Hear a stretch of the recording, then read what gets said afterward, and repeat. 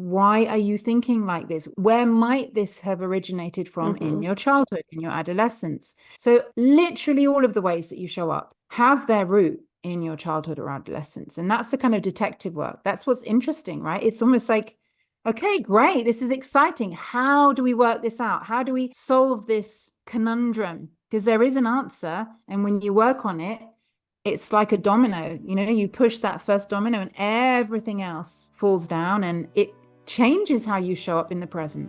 Welcome to Worthy Mother Podcast. I'm your host, Emily Hardy, a mom of two on a mission to help moms everywhere feel less alone. This is not a parenting podcast. Instead, it's a space for pushing back against societal expectations of perfection and embracing self-compassion in your motherhood journey. Let's get into it. Hello, welcome to Worthy Mother Podcast. Today we have Lavinia Brown joining us. Lavinia Brown is a trauma-informed psychodynamic coach who supports mamas to become the conscious parents they want to be through healing their inner child.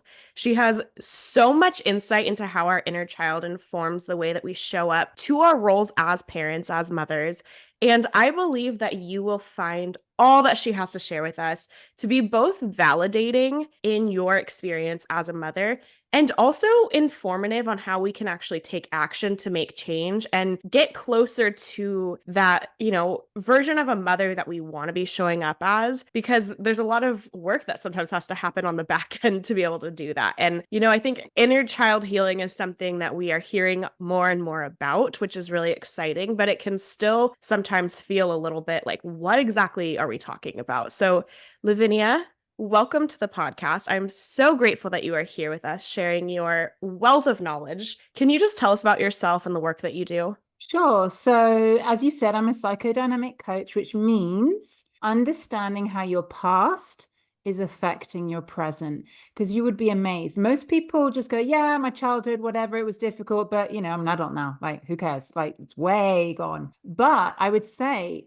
one of the most common things that people put on their feedback form, because I always want feedback, I want to grow and make sure that I'm, meeting people's needs, is I had no idea how much my childhood was affecting how I showed up as a mum, as a partner, as a woman, the whole shebang. Your inner child goes everywhere with you. She's like in your pocket.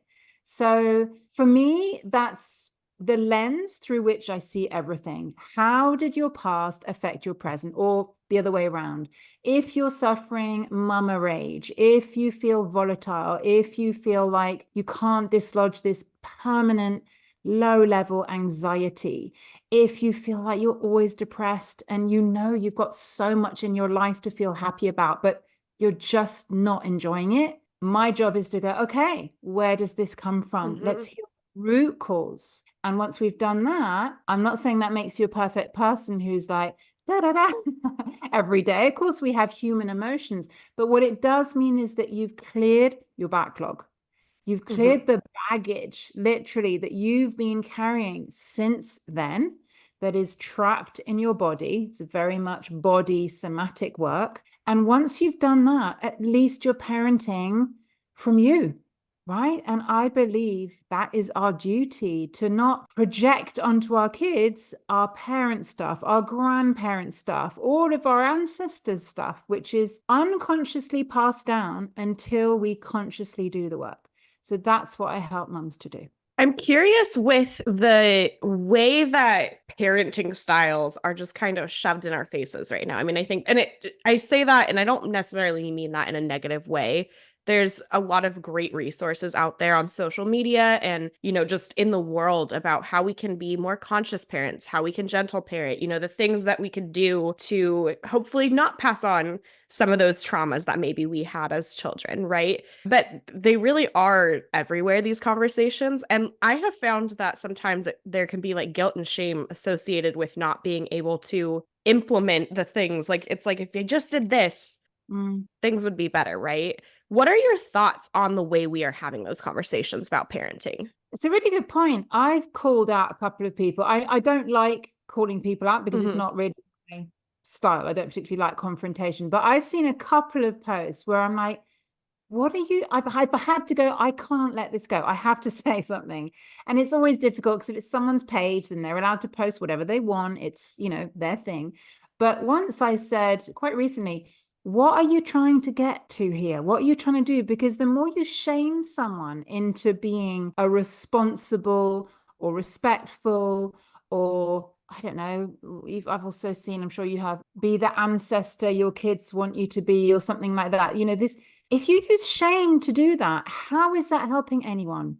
Surely we need to be gentle in the way that we encourage people to see the blocks that might be stopping them from getting there, not shaming. Shaming is exactly where we've come from. That's what's, a part of the attachment trauma that I help women to shift. So I'm very strongly against shame. I don't believe it helps anyone. I mean, even things that you might think are traditionally shameful, like coping mechanisms such as alcohol addiction or gambling, or often in teenage, people cut themselves, or eating disorders. There is no shame.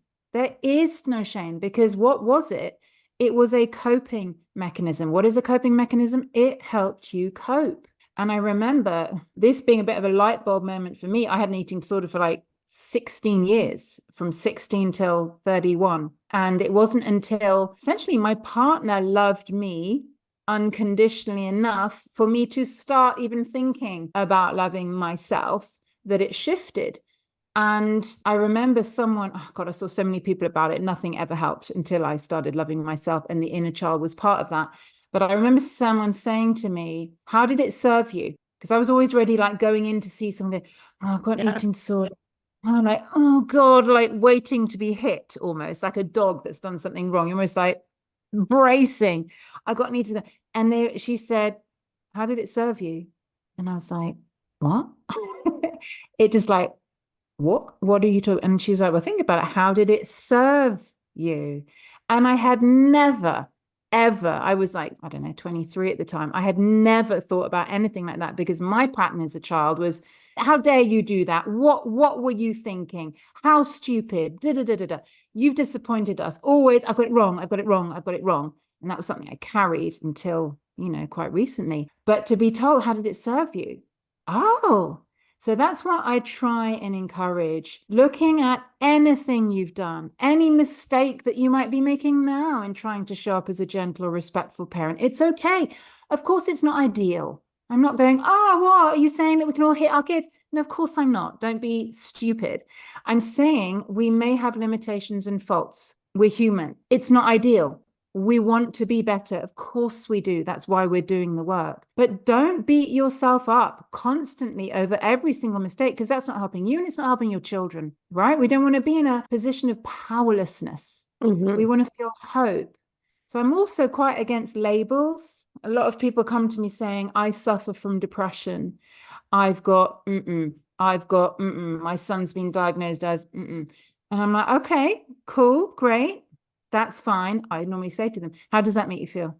How does it make you feel to say, I suffer from depression? Not great. Okay. So what if we were to say that everyone's depressed sometimes? And I'm not belittling the fact that some people get more depressed than others. I would say actually that most people have had suicidal ideation at some point in their life. And if you're a woman that has periods, there can be a very dark phase just before you get your bleed, which I call the void, which is full of those thoughts, or can be from time to time. So let's not shy away from that. Let's not say that even big, deep, scary emotions that society's gone, oh, you can't feel that, are broken or not serving you in some way, right? Any label can be overcome. I really believe that. And I'm not being glib, I think. I believe that every label can be overcome if you love yourself. So again, back to the inner child, that's what the inner child can help us to do. Love ourselves in ways that can feel tricky if you've never experienced it before. Yeah. What's coming forward for me is just when we're having these conversations about the way we want to parent our children and, gentle parenting, that's something that really is standing out, is like, we need to be gentle on ourselves. We need to be gentle on our inner child. It really is that like reparenting the inner child. We talk about that, but it's like really embodying, if you want to show up a certain way for your child, and you want to validate their experiences and have compassion when they do something that, when they react a certain way. And it's like, How can we work with them to, learn a different way to cope with this? We have to show up that way for ourselves first. And I think Yeah. it's like, yeah, it kind of, it's like a duh moment, but that's not what we do, right? That's not just our natural tendency. Because like you said, a lot of times those patterns of how we react to ourselves, how we respond to ourselves are super deep. They come from our childhoods and they've just continued.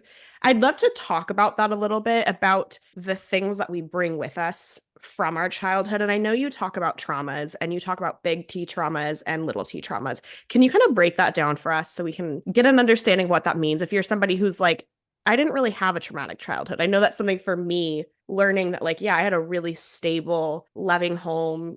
It's like I can't claim trauma, but there are traumas, right? There are things that I've brought with me. Mm. Yeah. So capital T trauma is usually a one-off event. It's a Mm-hmm. one-time event. Rape, car crash, airplane crash, war is obviously it can be more than one event, but that kind of thing. Yeah. You may have that as well. But small T trauma is often trauma that doesn't have a beginning or an end. It's more chronic. So what I work with, which is attachment trauma, or another word for it is developmental trauma, because it happened when your brain was developing, is basically not feeling seen, not feeling understood, not feeling connected unconditionally to your primary caregivers. So that can, obviously, there's a scale there, right? And if the foundation of love and safety and predictability, which it sounds like you had, is there, then you feeling disconnected from your primary caregivers at odd points along that journey, that's not going to cause trauma. Mm-hmm. We're talking about parents who were emotionally immature, so perhaps not able to regulate their own emotions. So how could they possibly do that for you? We're talking about parents who maybe were constantly stressed because of money or their own trauma, or maybe they had too many jobs and there was no time to even give you that attention.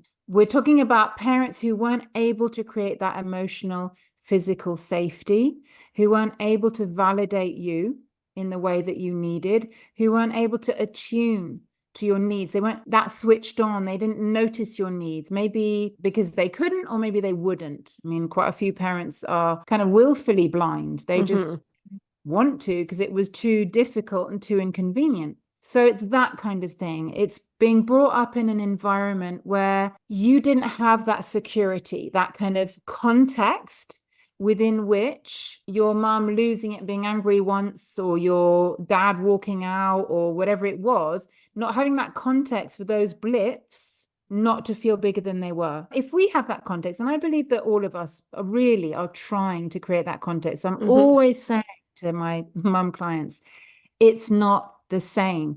I know, but I shouted in exactly the way that my mum shouts. I'm like, okay, that's what you did. Fine. We're not saying you didn't. But what is the context within which you shouted? Did you put in the repair? Yeah, of course I did. Do your children know that you love them?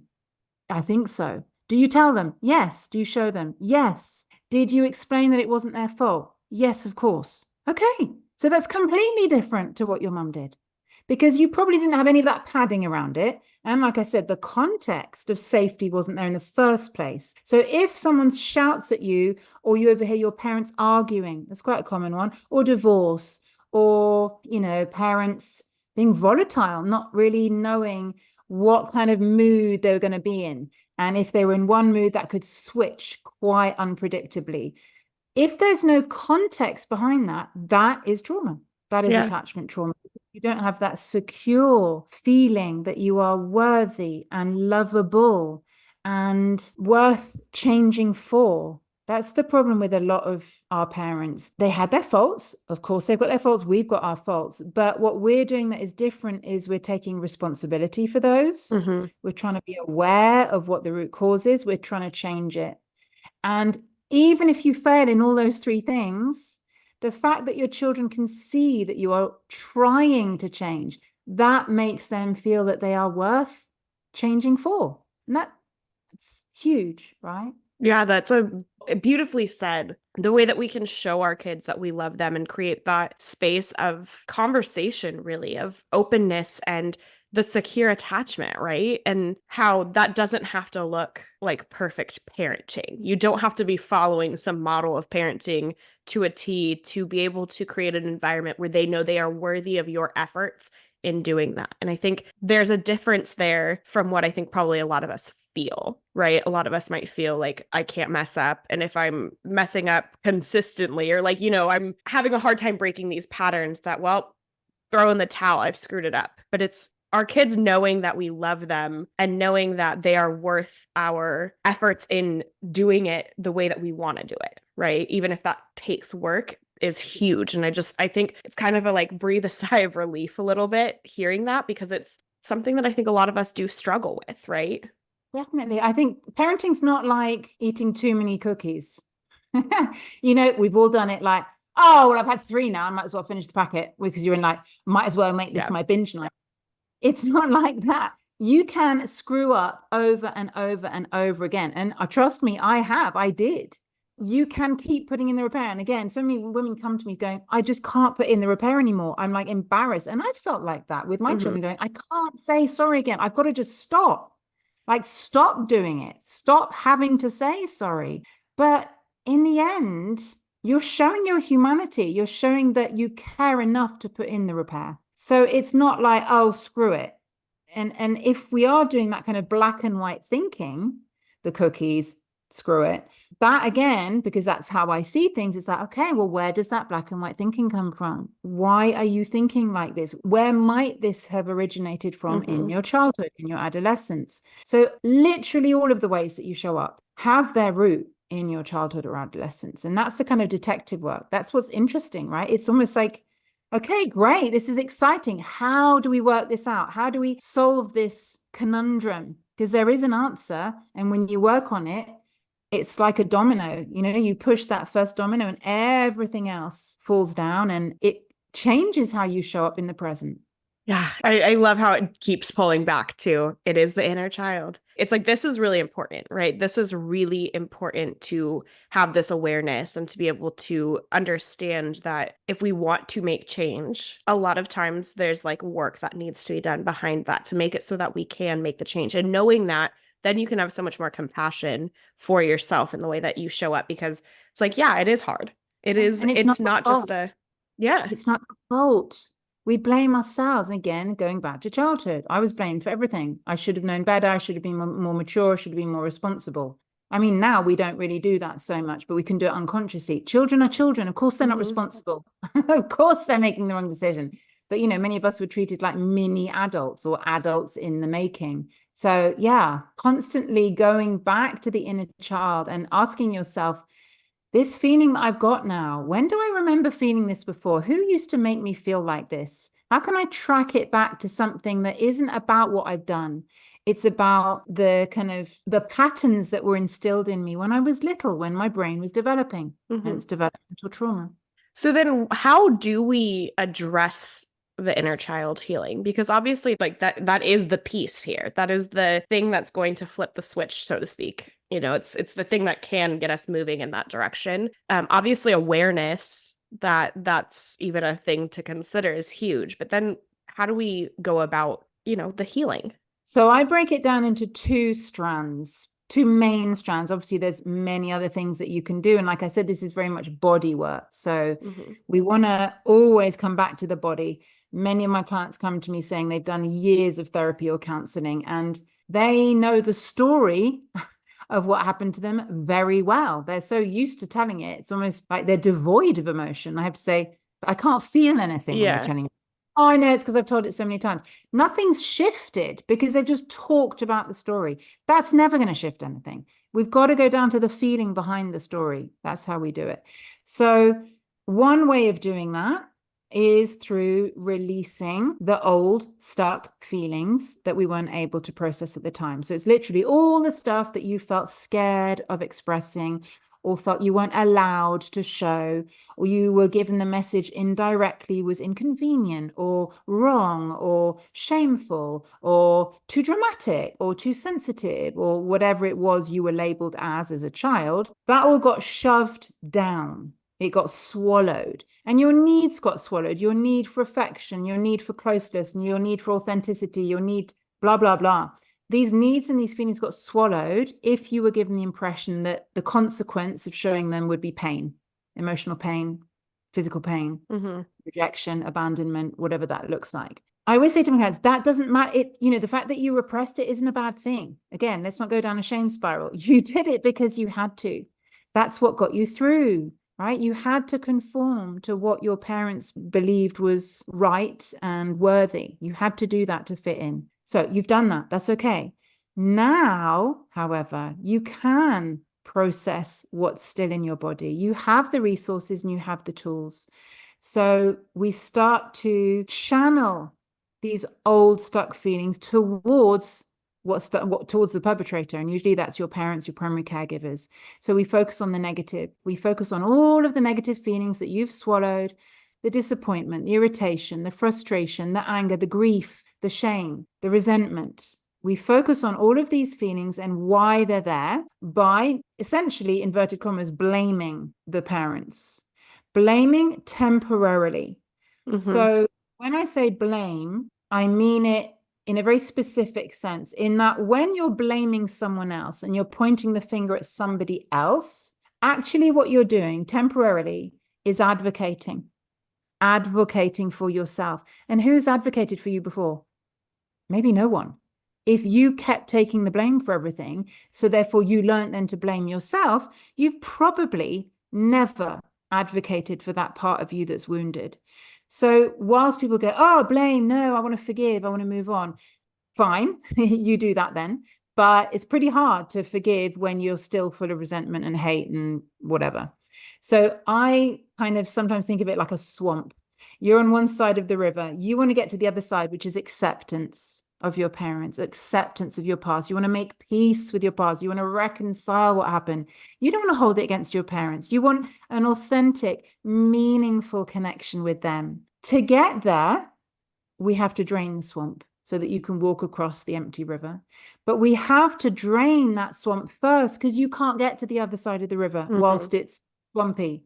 We can't. So that's what has to come first, the release of these old stuck feelings through blaming. And it's temporary. Once you've blamed and therefore advocated, you naturally get to that place of acceptance. There's no hard work involved at all. It just happens. Whereas so many people now, they're either scared of going towards their pain, or they're following kind of toxic positivity or spiritual bypassing, or it's all love and light. I need to forgive because that's what I was told is the right thing to do. Well, that's pretty hard. That's pretty hard when you've got feelings that haven't been given the space to be felt. So that's a major part of working with the inner child, allowing her to have a say, basically. Allowing her to express, that hurt me, that challenged me. Why did you do that? Can you see that that was hurting me? All of this stuff that she's just dying to say, but she hasn't ever had anyone who's gone, tell me what it was like. There's a soapbox. You get up there and you talk until you're done. And I am listening because I really care. So that's a massive part of it. And then obviously for that to happen, creating the safety for her to be able to do that and go there. And that's what we do with the inner parent. Yeah, it makes so much sense what you just said and explained to us. And that kind of messaging we get about forgiveness being, the thing that's going to release it all, and just forgive, don't hold on to the anger, all this stuff. It's like, yes, but that's not how it works.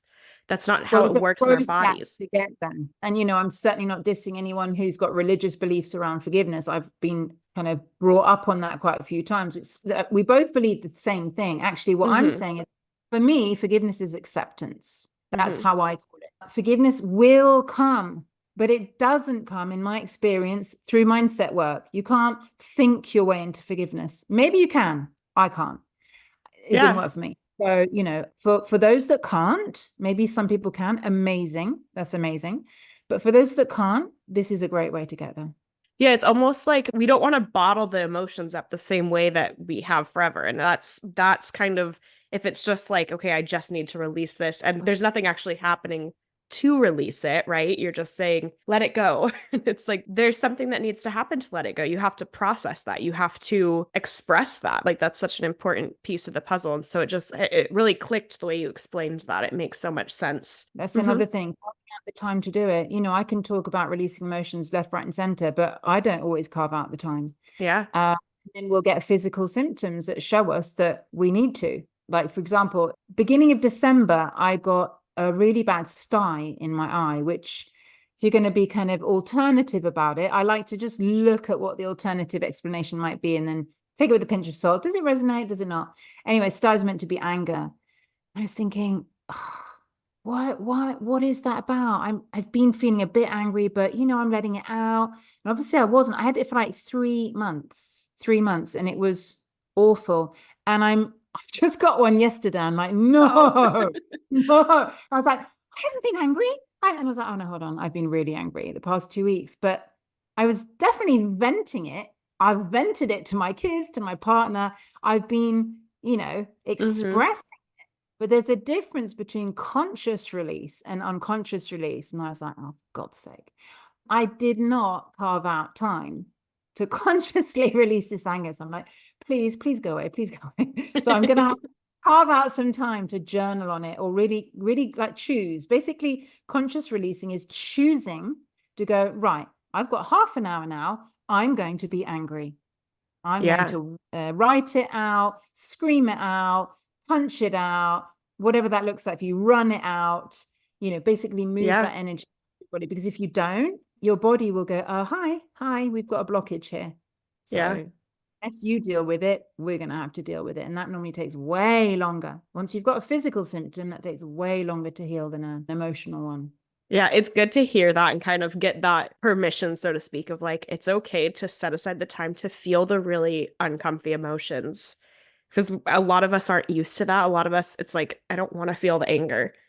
Yeah. But if you don't, whether that's something manifesting in something physical or just impacting the way you're showing up to your day to day, is that what you want? Like, and it is totally a reframe. We have to understand that like expressing the emotions intentionally, really giving ourselves the space to do that and the safety to do that, like to allow ourselves to feel all of that is a really important thing that we can do. I think that it's like, take that as permission, right? Take that as permission to do it because it can feel like I'm not supposed to do that. We've been told we're not supposed to do that, right? Just with the way most of us have been raised. Yeah.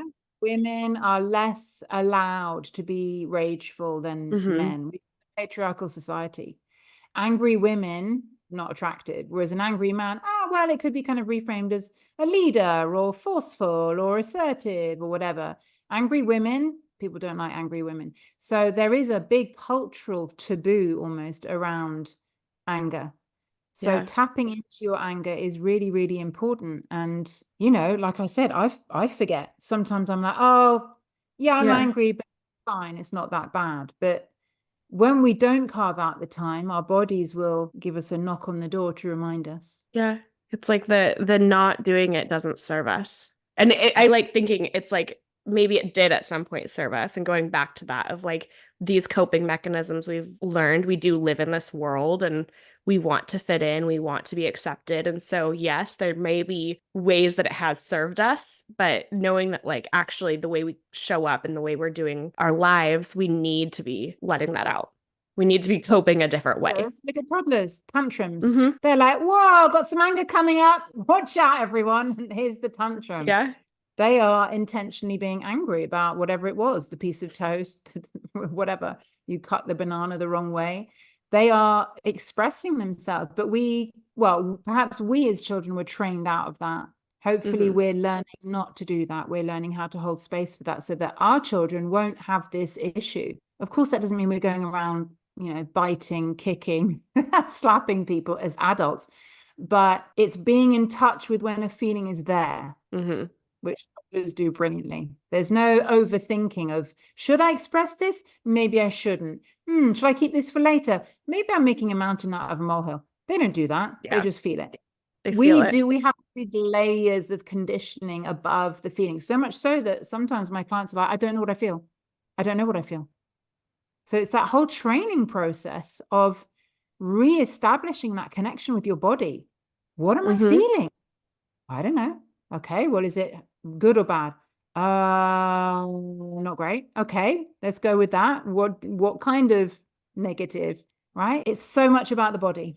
Yeah, I mean, it makes so much sense. Everything you're saying really makes a lot of sense. And I'm kind of just reflecting in my own life the way that like anger will come out in moments when I would prefer it not to, right? And just knowing that like there's probably a better way to consciously get that out when it's, I don't even want to say more appropriate because that kind of, I think a lot of for me, the anger coming out, it's like the shame then after. If I let it come out, then there's the shame. But it's like there's a way to kind of give it the space and Yeah, process it.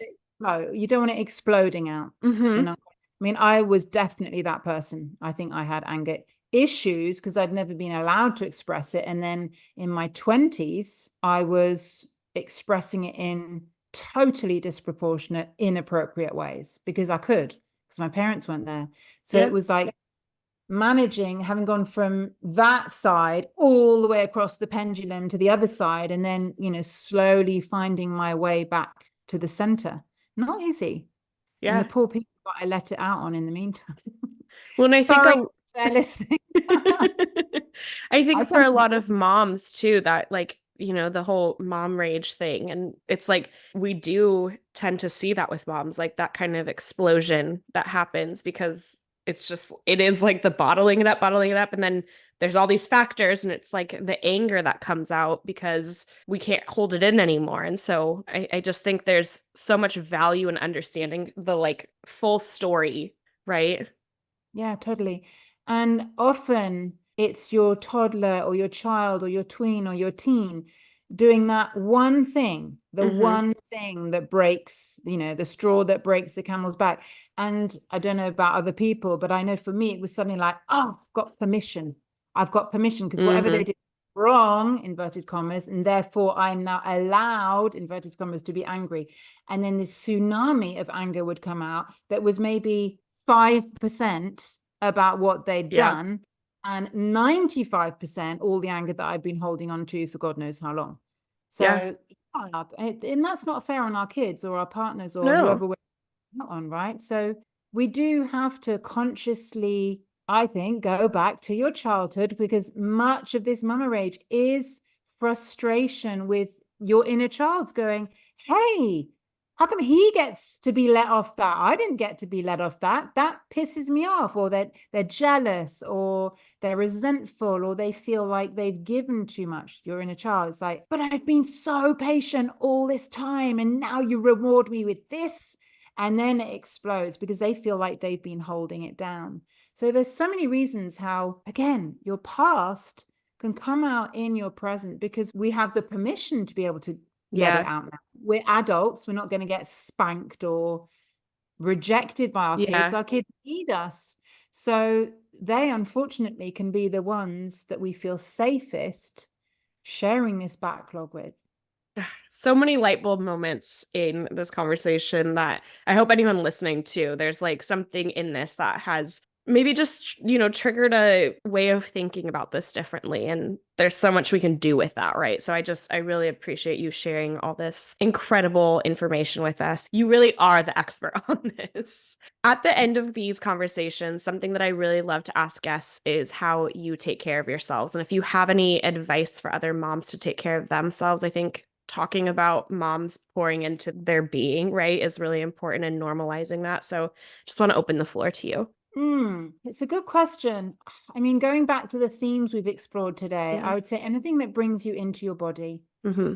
So I know that's a bit wishy-washy. And I actually say to anyone who's meditating, who's like, I just can't do it, I'm like, don't stop. Anything that makes you feel bad about yourself, stop. And anything that helps you to feel embodied. So it could be going for a walk in nature. Nature, for me, is a massive calmer downer. So I like going for a walk, a hike, a swim, something like that. Just sitting by myself in silence, I really like. And don't get me wrong, this doesn't mean that my mind is quiet. Mm-hmm. I'm not like a guru that doesn't have the shopping list, what's for supper, what I should write in my next email going around my head. Of course I do. And I said this to someone the other day and they were like, oh, I didn't know that was like normal. And I'm like, of course it's normal. She's like, I thought everyone just meditated with a clear head. And I'm like, no, no, no, no, no. Everyone has a busy mind. But what you need to remember is it doesn't matter. If your body is still, then you are doing something. Don't think you're doing it wrong by, even if you're attaching to these thoughts, that's okay. The more you keep coming back to your body and sitting in your bum and whatever you're doing with your hands and breathing, that is calming. So I really like doing that. I really like lying down, just lying down. There's something about lying down for me that just feels safe. Your back is held, your whole body is kind of cradled, whereas sitting feels much more exposed. And it kind of sounds a bit silly, but when you lie down, you do think, oh yeah, no, I do feel safe. You're not exposed. So lying down, I really like. But I would say, yeah, nature. And again, going back to the themes, we talked about journaling. You see, I don't do it enough. I do not do journaling enough. And I must set aside time to journal out this anger because I haven't, and that's why I've got a sty. So journaling is such a great practice, and I fall off that bandwagon all the time. But that's okay. I forgot. That's okay. I can get back on it. So all of these things are just tools that we do. Sometimes they feel good. Sometimes they don't feel so good. That's okay. Don't do it. We're just trying to find ways where, I mean, like for me, silence is important because I have 3 kids. They're really noisy, really boisterous. Sometimes I'm like, oh my God, just almost listening to silence. Obviously, silence doesn't have a noise, but sometimes just focusing in on what is going through my ears. So closing my eyes and just focusing on one sense. For me, I find that the easiest sense to focus on. Just listening to the buzz of your computer charging or the birds or anything, just focusing on sound, I think is a really easy way to self-care for like 5 seconds. Right? You don't have to do it for an hour or 10 minutes, 5 seconds, just zoning in. Yeah, it's that little reset. You saying laying down, when I was dealing with a lot of anxiety, getting horizontal was like the way that I could kind of like stop and manage it, close my eyes, lay down for even if it was a minute, right? It can be a huge reset. And I love that tip of focusing on one sense and kind of that you let your mind go then to that. That's the thing that you're kind of going to, and you can kind of have that release. And I know I relate so much to that noisy home, right? It can be a lot. There can be a lot of stimulation that we're all getting. And so I think anything to kind of bring you back to that place of calm and that place of not being overstimulated is really powerful. And I'm also going to take this. Noise is a form of torture. Yeah. Yeah. I mean, seriously, For people real. say that live in cities, or if you live in a very, very noisy place, and you can hear like construction work, or you're having your house redone, and you've got a fridge on in the background and a television that's making a buzzing noise, it definitely affects your nervous system. For sure. So, maybe even putting earplugs in. I can't sleep without earplugs. Not that I live in a noisy house at nighttime. There is no noise at nighttime, but there's something, again, I don't know why. I feel safer. It's weird. I feel safer with my earplugs in. So sometimes just creating that silence and, like you said, resetting that system, because noise is really overwhelming. And sometimes you don't realize it was overwhelming until you go somewhere where that noise isn't. And you're like, oh, I feel so relaxed. And you're like, oh my God, it was so noisy. But you'd got so used to it that it didn't bother you, but actually it was bothering you. Yeah. Your nervous was noticing it. Yeah, I think that's a really great thing to keep in mind and to give yourself compassion in that, right? Like when it becomes too much, like, yes, it's because it is like, again, that's a lot. Taking in all the noise all the time is a lot. And so we can do things about that, but also knowing that like when that bubbles up or whatever, like, yes, it's okay. There's no need to blame yourself for your body having reactions to things that your body will have reactions to, right? Exactly. Really powerful conversation. Lavinia, where can listeners find you? Your Instagram page is full of so much goodness, so much just you'll post something and I read it. I'm like, oh my goodness, that one slide on that post that you just posted just blew my mind. So where can we find you? Thank you. I try and support. I mean, I do put a lot of content out there, and that's all free, obviously, because I want to support people. That's what I'm here for. So Instagram and Facebook, it's the same. It's the Inner Child Healing Expert, and my website, laviniabrown.com. So I have also a free workbook there. So I'm really into kind of trying to be as accessible as possible. I have a free workbook. Then I've got 3 foundational courses that are super affordable, starting at $25, and that can be paid in installments. And then I've got a really deep, transformative, powerful course, which is the next level, called Making Peace with Your Past. That's self-led, but it comes with 2 calls with me in a group setting every month. So again, I don't want you to purchase this course and it's just like sits on the shelf. No, I'm there to bring you through, to navigate you through until the end. So you got me twice a month for life. Because when you join the program, it's for life. And then obviously I've got one-to-one coaching, which is the most investment. So big kind of range of things there, but hopefully something for everyone, because everyone can do this work. Everyone can start somewhere. Like you said, it's self-awareness first. It's giving yourself permission to start to release these feelings. If you can just do that, that's going to change your life. It is just giving yourself permission and realizing it's not your fault. So everyone can start doing that. I'm there to support you on social media with anything that comes up, and hopefully I'll kind of keep you accountable with my posts and nudges here and there. I love it. Yeah, really important work that you're doing. And I just want to say thank you on behalf of the world, because it really is, these conversations they need to be happening more. And I think it's really beautiful that you are facilitating these conversations and the work. Well, anything that helps mums feel less shame, feel less broken, feel less toxic. And I do actually have one more thing. I've got a podcast. I don't even know if it's coming out yet, because I don't know if it's any good yet. We've only done a pilot episode. I'm going to send it to all my followers and go, give me your feedback. It's a bit like, when you're eating, I don't know if you've had this, but I get this. If I've prepared a really nice meal, say we're having people over, it's taken me ages. When I sit down to eat it, I'm like, I can't taste it. Do you ever get that? I'm like, I don't like taste of anything.